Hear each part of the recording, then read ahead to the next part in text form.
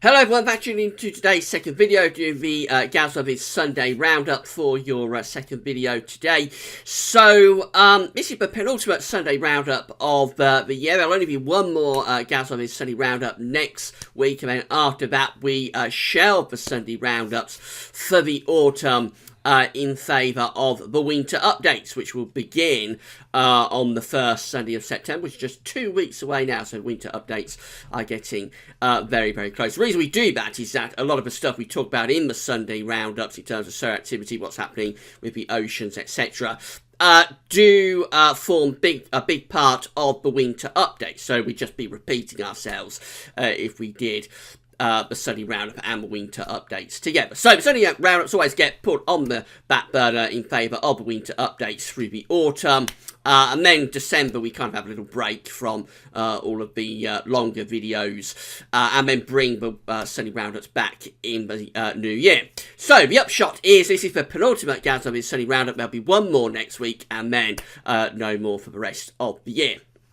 So it's going to be your usual eclectic mix of this and that. We're going to start off having a quick look at solar activity, but we've not got a solar tracker this week. That will be back next week for the final Sunday Roundup. We'll have a look at what's happening with the oceans.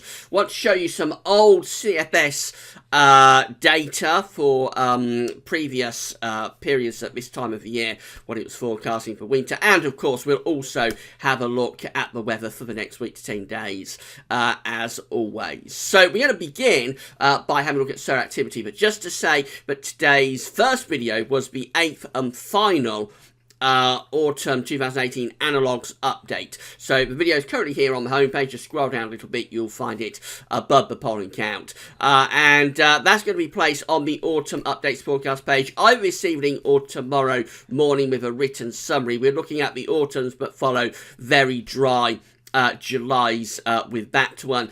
And then this afternoon, or more like kind of late afternoon, early evening, sometime around 5 o'clock, we'll have the ECMWF and Meteo France seasonal model updates. That's going to go several months ahead with the formerly restricted access Meteo France and ECMWF seasonal models. So come back for that to see what those two models are showing for the autumn and possibly for the winter this afternoon, kind of like late afternoon, evening. So getting on with your Sunday Roundup, we're going to start off with solar activity, and this is how the solar disk is looking on our side of disk today from solarham.net. We do have a couple of areas of interest, a couple of small sort of sunspot regions, although solar activity is actually at very low levels today and is expected to remain at very low levels over the next 3 days. We haven't got the solar tracker today. That will return next week for the final Sunday roundup of the year, and then solar activity will form a big part of the winter updates, as always, by the time we get into those winter updates, which begin in 2 weeks' time. This is how the sea surface temperature anomalies of the Pacific and Atlantic Oceans were looking this time last week when we did the GWV Sunday Roundup. So we've got the three specific areas of interest, which are the Equatorial Pacific, the ENSO region just there, the Northern Pacific up here, and then the Atlantic Ocean over there. So that's how the sea surface temperature anomalies were looking when we did the Sunday Roundup last week. The very latest in terms of those sea surface temperature anomalies looks like this. Very little change actually over the past week. So again, dealing with the ENSO region first, we find that we are sort of an ENSO neutral across most parts of the ENSO region. It has warmed up over here in the eastern part of the Equatorial Pacific, heading over towards the Peruvian side. So it's still this quandary of whether we're going to go into an El Nino event or not. But as I was explaining last week, with all of these colder than average sea surface temperature anomalies that we have down here off the coast of Chile, that is not an area when it's colder than average there. That's not an area that you would associate with an El Nino event. So I'm still very uncertain about the potential for this El Nino event, whether it is actually going to come off. It's getting very late as well. You would normally expect, if it was going to have an El Nino event, you would normally expect it to be quite well developed by sort of late August. So the modelling mode still wants to take us to an El Nino event through the autumn and into the winter. So we're just going to wait and see on that. But I am very dubious about it, as I explained last week. And again, this is another week where we haven't really seen any particular warming of note across that ENSO region compared to last week.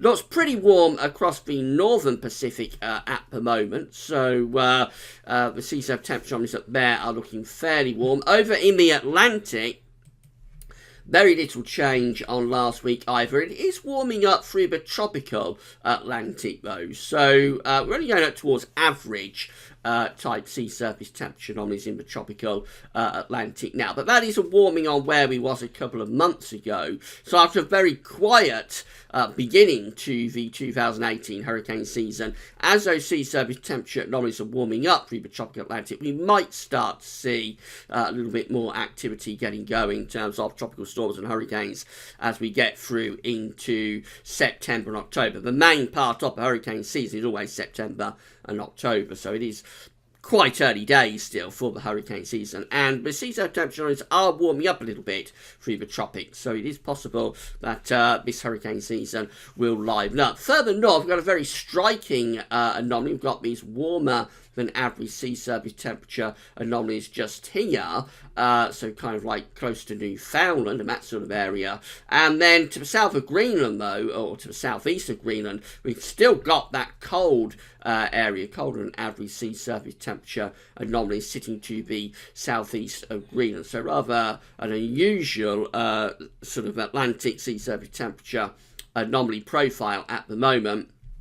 And no doubt when we come to do the winter updates, we will go through past years and see if we can find any matches to the current state of the Northern Atlantic. Again, notice up in the Norwegian Sea, it is significantly warmer than average up there. We had that last year.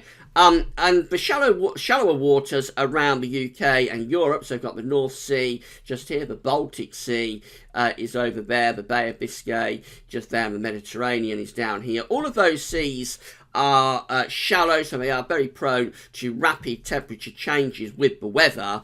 They've been really warm over the past few weeks. They are beginning to cool down a little bit now as the very hottest part of the summer has sort of slipped away.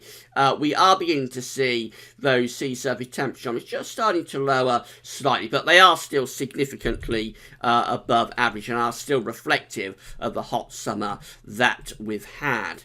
This is how the sea surface temperature anomalies were looking this time last year. So at this point last year, we did begin to see signs of the La Nina event beginning to develop across the equatorial Pacific Ocean. You remember last summer, the modelling was wanting to take us into an El Nino event. It didn't come off, and actually we went into a weak La Nina in the at the end of the year of 2017. Don't think we're going to do that this year. If the El Nino doesn't come off, we will just stay at ENSO neutral, I think, this year. Northern Pacific was pretty warm this time last year as well. Over in the Atlantic, much warmer through the tropical Atlantic. You remember 2017 was a very active hurricane season. And part of that was down to the warm sea surface temperature anomalies that we had in the tropical Atlantic. So it was a lot warmer in the tropics of the Atlantic Ocean this time last year, and generally just much warmer across the whole of the Atlantic Ocean, actually even up here in the northern part of the Atlantic Ocean to the south of Greenland. Generally, those sea surface temperature anomalies were a lot warmer at this point last year compared to where they are this year. Although not as warm over towards Newfoundland. You'll remember, just looking at it, Newfoundland, very warm this year. It wasn't as warm over there at this point last year. So there's the differences between the oceans from this year to last year. Generally, the Pacific was quite warm, although we was beginning to get a weak La Nina signature going in the Equatorial Pacific. In the Atlantic, much warmer across most of the Atlantic at this point last year compared to the current year. I say the modelling is still wanting to produce this El Nino event. This is the CFS V2 region 3.4, which is central part of the Equatorial Pacific Ocean forecast. So it still wants to take us into moderate El Nino territory. We're starting off somewhere around here, a little bit under the threshold for an El Nino. The minimum requirement to get an El Nino is to get this temperature anomaly of the sea surface temperature anomaly of the Equatorial Pacific at or above half a degree above average. So it's a little bit under that still at the moment, but I'm going to do it over 5 tri-monthly periods as well. Dates are on the bottom of the chart. So we find that CFS V2, as I say, wants to produce this moderate landing event, taking us up to around 1.5 degrees above average at the peak of this El Nino event. It's kind of like through the second half of the autumn. So that's October there. That's January 2019. Just there at that point, we're at the peak of the El Nino event at around 1.5 degrees above average. That's a very steep temperature rise in such a short space of time, and I am dubious about it. We're going to do the final ENSO update of the year on Friday, this coming Friday. So we'll have all of the other models with that as well, but I am dubious about what the CFS V2 is doing there. Now, yesterday we released a CFS 6 months look ahead, taking us through the next 6 months from September to February. And the 700 millibar height anomalies for the winter months did look quite interesting and quite unusual. We didn't have a particularly strong Atlantic or zonal signal. Actually, there was suggestions of a little bit of northern blocking coming in, especially for November and December. Those 2 months did look the potential for a little bit of cold weather, although as always with CFS V2, the model itself is forecasting warmer than average temperatures, but I'm always dubious about those temperature and precipitation anomalies. It's the heights and the pressure setup that we have to concentrate on. And they did suggest that there was going to be a little bit of blocking around, a little bit of high pressure in sort of northern latitude areas through November, December, and possibly even into January, February too, although of course that's a very, very long way out. This is the actual 700 millibar height anomaly for the winter of 2018-19. Not a huge amount to see. It does have this area of below average heights, which is low pressure in the Atlantic. Not a particularly strong Atlantic signal, though. We have got a little bit of yellow up here in the northern latitudes, which is kind of like higher than average pressure. I just wanted to show you what the model was forecasting at this point last year. We had a much stronger zonal Atlantic signal at this point last year, with these blue colours indicating below average heights and pressure to the north and west of the country, and then a strong signal for the Azores high to be through the Atlantic and going into Europe. So at this point last year, the CFS was actually going for quite a strong zonal signal for the winter. That's mild, wet, windy signal from the CFS V2 at this point last year for the winter of 2017-18. We know actually we came away with quite a cold winter last year, or a colder winter anyway. It was the coldest winter since 2012-13. Wasn't a particularly cold winter really until the very end, where it did get quite severe at the end of February into the start of March. But anyway, at this point last year, the CFS was actually showing quite a strong zonal signal. So it's a lot weaker with its Atlantic signal for at this point for the coming winter, which is a fairly interesting development, I think. Now, going much further back, I can actually show you what the CFS V2 was predicting at this point of the year before our last group of cold winters. So this is from August 2008 before the winter of 2008-2009, which was the first of a cluster of cold winters that occurred from 08-09 to 12-13. At this point in 2009, no real signal at all, but it did have this area of below average heights across eastern parts of Europe, which is kind of like a trough. So it was probably suggesting the cold air was going to come down into the east of Europe. For the Atlantic and for the UK, which is just there, it didn't really have much of a signal at all at this point in 08-09. Remember, this is the old CFS model, by the way. This is the old, just plain CFS model, not CFS V2. This is from this point in 2009, in August 2009, so what you're looking at was from August 2008. This is from August 2009 for the winter of 2009-2010. And this one is much more interesting. We have an area of below average heights in the central Atlantic, but it was also picking up on the blocking signal. It was already picking up on the blocking signal that we had for that winter of 09-10. That's a very cold winter, 2009-2010. And the model was already beginning to pick up on those sort of blocking signals that we had during that winter of 2009-2010. So a lot of people think that CFS never gets the blocking signal when we have colder than average winters, that the CFS never gets the blocking signal. But actually for 09-10, by August 2009, CFS did in fact have that blocking signal. It also had the southerly tracking jet stream, where we've got these blue colours going down here. We have got a southerly tracking jet stream taking the low pressure into Spain and the Mediterranean, with the block being signalled to be up there, probably producing a cold sort of easterly flow. So at this point in August 2009, CFS was beginning to pick up on the possibility of a cold winter for 2009-2010. And then we've got 2010-11, the December to remember, of course. So this is what the CFS model was forecasting for the winter of 2010-11 at this point, August 2010. And it didn't really have the pattern with this. Actually, let's go down to here and have a look at sort of October, November, December, because that was it was a very front-loaded winter. All of the cold weather was really in particularly December of 2010. So for the anomaly, the 700 millibar height anomaly for October, November, December 2010, in August 2010, it did actually have a little bit of blocking. It mainly centred the high pressure to the west of the UK, but it did get it up towards Greenland to some degree for that 3 monthly period of October, November, December.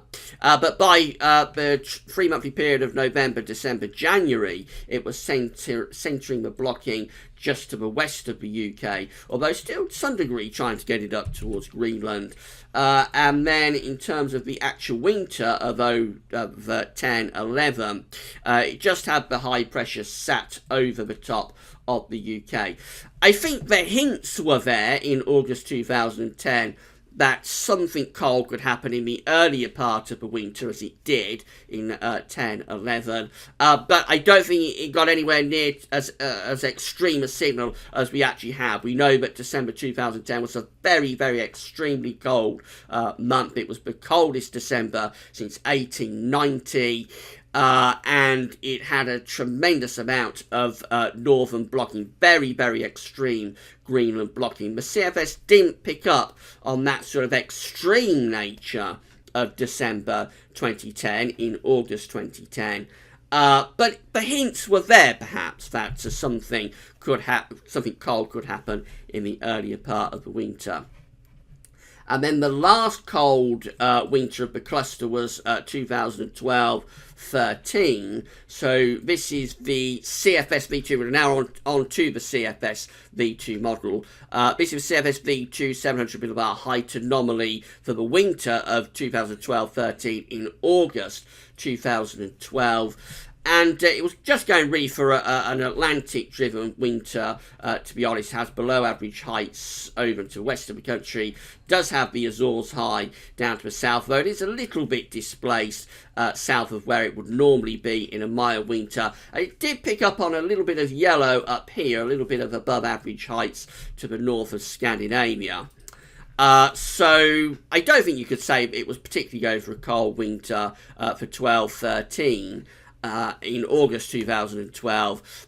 A few hints are there. The Atlantic possibly, or the Azores high possibly not as strong as it would be in a typically mild zonal Atlantic-driven winter. Are hints of a little bit of blocking to the north of Scandinavia. But overall, I don't think the CFS at this point in 2012 was picking up on the cold winter signal. So I thought you'd find that little history lesson interesting to go back through the archives and just see how successful the CFS model was in picking up on those colder winters. A reminder that the 700 millibar height anomaly for this winter at the moment, this coming winter, 2018-19 at the moment, is looking like that with the below average heights to the west. But no real signal for the Azores high. There's not really much sign of the Azores high down there, and we do have a little bit of yellow over the polar field as well. So again, not necessarily going for a cold winter at the moment, but there are a few hints that it is seeing a slightly different pattern for this coming winter than in a normal sort of mild zonal winter. Right, let's get on with weather next week to 10 days. Then we'll have a look at the GFS ensembles next. So the red line here is the 30-year upper air temperature average. We're just looking at London today. I haven't had time to go through any of the other towns and cities. So we're looking at London, and we can see that for the next few days we're going to be warmer than average. We are going to have quite a warm couple of days coming up from Monday through to Wednesday. Temperatures are going to be into the mid-20s Celsius, quite wide across England and Wales. In the southeast, they might actually get into the upper 20s Celsius for a couple of days. Big slide in the temperature coming up at the end of the week, going substantially cooler than average in terms of those upper air temperatures from Thursday through to Friday. And then beyond that, just sticking very close to the red line, actually, as we go into the closing days of August and the start of September. Not a big deviation with those temperature ensembles then. So once we get this week's very warm conditions out the way, it doesn't look like the temperatures are going to return to sort of upper 20s Celsius levels before the end of August anyway. As far as rainfall is concerned, a lot of dry weather coming up over the next few days, but it does turn more unsettled as we get through to the end of the week, and unfortunately into the bank holiday weekend. We are timing those precipitation spikes with the bank holiday weekend, which is rather unfortunate, but I suspect most of that is going to be showers, and they will probably be fairly hit and miss, so it probably isn't quite as unsettled as it might first appear for this bank holiday weekend. And then through the final days of August into the start of September, it looks like we've got a drying trend beginning to come back then once again.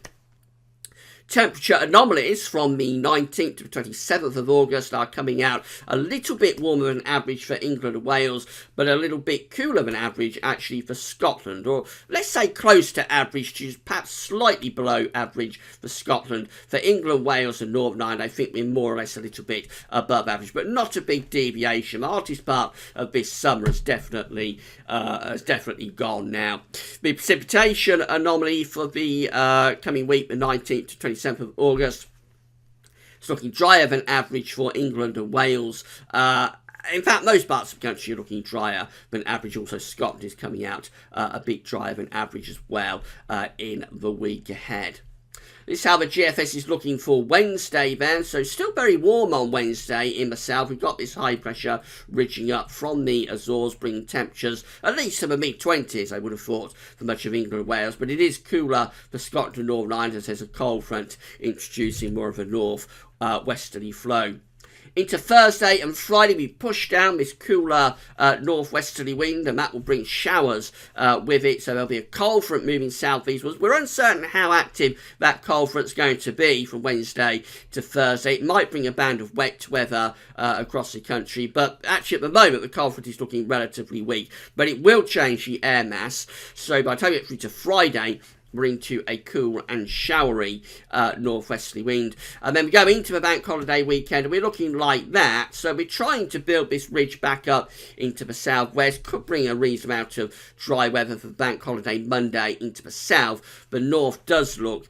rather more unsettled, though. Into next week, and we keep this sort of north-south split going as we get towards day 10. So we've got the high pressure to the southwest on Wednesday, the 29th of August, with low pressure up to the north. It'll be more unsettled for the north with bursts of rain, but for the south, because it's high pressure, so it will be a little bit more settled there. Into more extended range, as we get to the end of August, we build this ridge from the Azores high again, so that could end August on quite a dry and fairly pleasantly warm note. Early September on this particular GFS run, and this is chopping and changing from run to run, but early September on this GFS run is looking unsettled and potentially very cool as well. We've got this deep area of low pressure crashing into Scandinavia, and that's turning the wind into the northwest on Tuesday the 4th of September. That would really blow the cobwebs away and bring some very cool air down from the northern Atlantic as well. But I do have to emphasise this early September period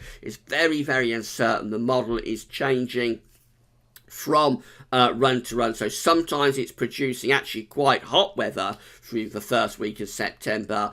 Other runs are much more like this, much more unsettled and a lot cooler as well. So we'll have to wait and see about the start of September. As I say, it is typically a fairly warm and dry period that first week of September, but we can't say how that's going to play out at the moment, I don't think.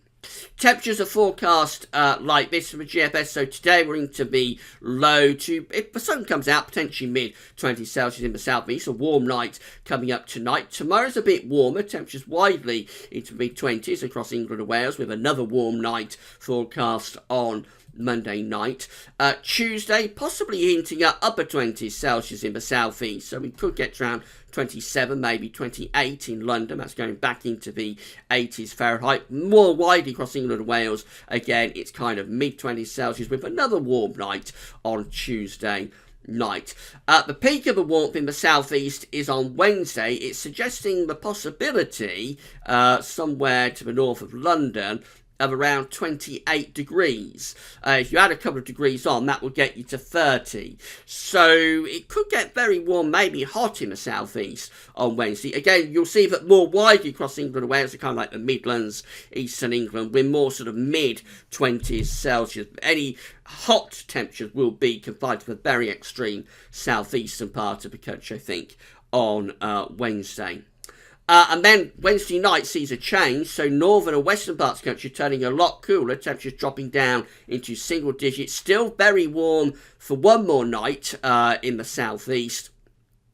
But by Friday, we're into much cooler temperature, so the temperature then is kind of into the teens Celsius, probably a little bit too low, and you may still get to the low 20s in the southeast, but it'll certainly be a lot cooler by the end of the week. A cool night then on Friday night takes temperatures widely down into single digits, and Saturday looks a very cool day as well. That's a very showery day coming up on Saturday. The night of Saturday night into Sunday morning next weekend, not quite as cool for southern southeast parts of the country, but still very cool for central and northern areas. And then over the bank holiday weekends, this is Sunday, where it does get a little bit warmer down in the southeast, only into the low 20s Celsius, and that's bank holiday Monday, looking quite pleasant with temperatures around 22, 23 there. In the southeast on Bank Holiday Monday. So after a very cool start to Bank Holiday weekend, the temperatures do stage a little bit of a recovery in the south.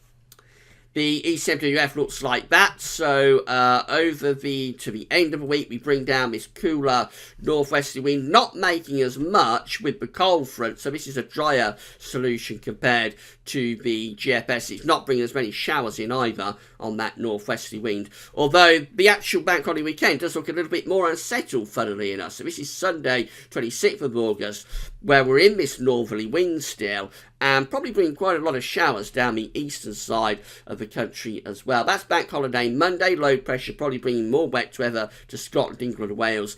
Hopefully getting a dry day. And then beyond that to the end of the ECM run, we look like this with high pressure still centred just to our southwest. So we're bringing in a westerly flow. Temperatures are probably close to average. It would be pleasant enough in the south and southwest. It's a little bit changeable in the north of Scotland.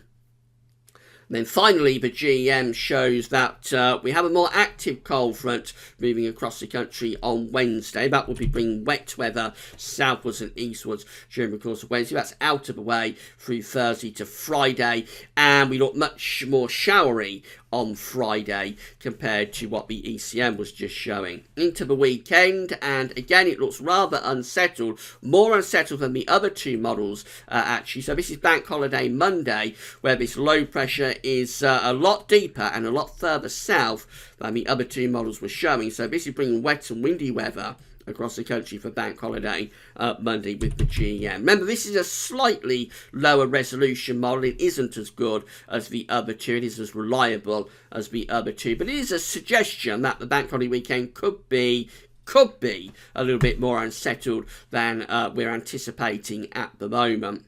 Main up to day 10, well again we continue to look rather unsettled, to be honest. This is Wednesday 29th of August. Day 10 sees another deepening area of low pressure, probably bringing wet and windy weather across the country from the Atlantic there on day 10. The GEM is definitely a little bit more unsettled compared to the other two models for the bank holiday weekend and the period beyond. So we're still not totally sure what's going to happen with this bank holiday. We know we're going to start off cool and showery from Friday to Saturday, but then where things go on Sunday and Monday, does it stay generally quite cool and unsettled as the GEM is showing, or does it revert to a warmer, drier solution by bank holiday Monday? We're still going to wait and see on that. If you've enjoyed today's video, then please consider becoming a patron for GWV. So you can sign up for a Patreon account. The link is in the description box at YouTube, and we also link to this on all of the pages at GWV. So you just come here, sign up for a Patreon account, and donate an ongoing monthly donation to us. And a big thank you to all of the patrons for GWV. We've got 26 patrons so far, so a big thank you to all of you who have become patrons for GWV. The other way of doing it is via the GWV.me PayPal page. This is it. So you can just come here. You've got a PayPal account. It's very simple. You just sign into your PayPal account, come to this page, and then you can pledge a one-off donation to GWV. And it's helping to keep all of the content completely free of charge. So we won't be going behind paywalls or anything like that. We will keep all of the videos and all of the written posts totally free as you want them and as you need them. It's just helping us to fund the website and helping us to pay for our content. And a big thank you to all of the donors and all of the patrons for GWV. You'll get a shout out in the video. You'll get a mention and a thank you for becoming either a patron or a donor for GWV, unless you would rather not receive one. And if that's the case, then just let us know with a little note with your donation. And again, a big thank you to all of the patrons and all of the donors for GWV.